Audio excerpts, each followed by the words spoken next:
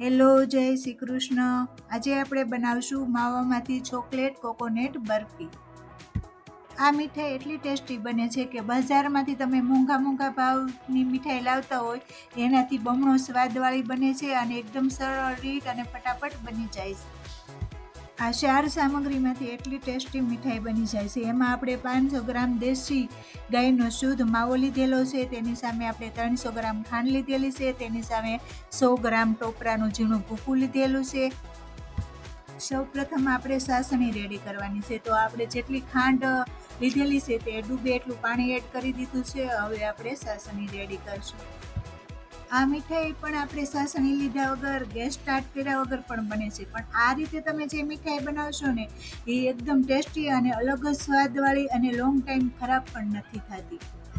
જ્યારે માવાની મીઠાઈ કે પેંડા બનાવી ત્યારે સાસણી 2 થી 3 તાર થાય એ રીતની લેવાની છે. જો આ દેખાય છે ને આ રીતની સાસણી હાર્ડ હોવી જોઈએ, અને તારમાં ન ખબર પડે અને ગરમ લાગે તો એક પ્લેટમાં આ રીતે ટપકું પાડી અને ચેક કરવાનું. તે હાથમાં લેતા આ રીતનો બોલ થઈ જવો જોઈએ તો આ સાસણી રેડી છે. અને આ રીતે સાસણી લીધેલી હશે તો માવો ઉમેરતા 5 જ મિનિટમાં તે બરફી કે પેંડા રેડી થઈ જશે.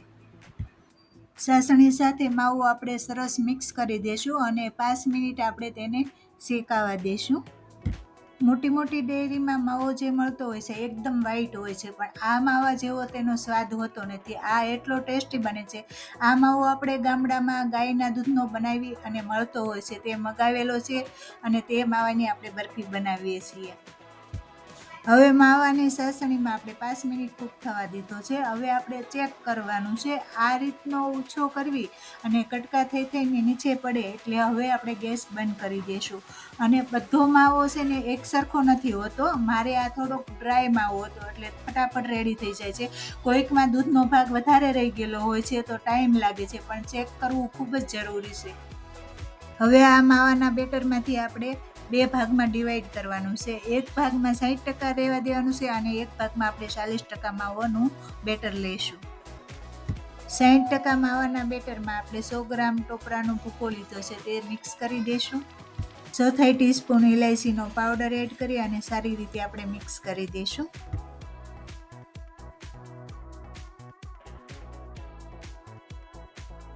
બીજો ભાગ આપણે ચોકલેટ ફ્લેવર બનાવવાનો છે, તો તેમાં 2 ટેબલસ્પૂન કોકો પાવડર એડ કરીશું અને 2 થી 3 ડ્રોપ વેનીલા એસેન્સ એડ કરી અને સારી રીતે મિક્સ કરી દઈશું.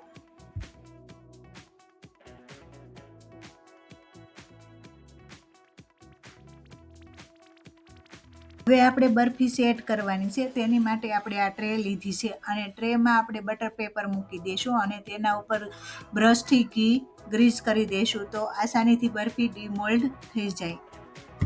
ટ્રેમાં પહેલાં આપણે કોકોનટવાળા બેટરની લેયર આખામાં એક સરખી અને સમાંતર કરી લઈશું. તેના ઉપર હવે હલકા હાથે આપણે ચોકલેટવાળા બેટરની પણ લેયર કરી લઈશું. આ મારી માવાની ચોકલેટ કોકોનટ બરફી તમને પસંદ આવે તો વધુમાં વધુ શેર કરજો, લાઈક કરજો. હજી સુધી મારી ચેનલને સબસ્ક્રાઈબ ના કરી હોય તો બાજુમાં આપેલા બેલ આઇકન બટન દબાવી અને સબસ્ક્રાઈબ કરજો તો મારી નવી રેસીપીની નોટિફિકેશન આવશે. જો આખી ટ્રેમાં આપણે એક જ સરખી અને એક જ સમાંતરમાં લેયર કરી લીધી છે. હવે આને આપણે 20 મિનિટ ઠંડુ થવા દેવાનું છે. ઠંડુ થઈ ગયું છે અને હવે આપણે તેને ડીમોલ્ડ કરી લેશું.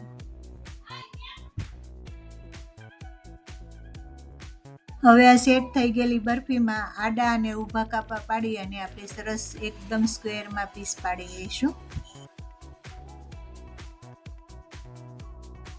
હવે સરસ પીસ પડી ગયા છે. આપણે પ્લેટિંગ કરી લેશું અને હવે આપણે ચોકલેટ અને સિલ્વર બોલથી સજાવશું. રક્ષાબંધન અને તહેવારમાં જરૂર આ રીતે એક વખત તમે મીઠાઈ બનાવજો. ફટાફટ આ મીઠાઈ બની જાય છે અને એકદમ સરળ રીત સાથે અને એકદમ પરફેક્ટ બનશે.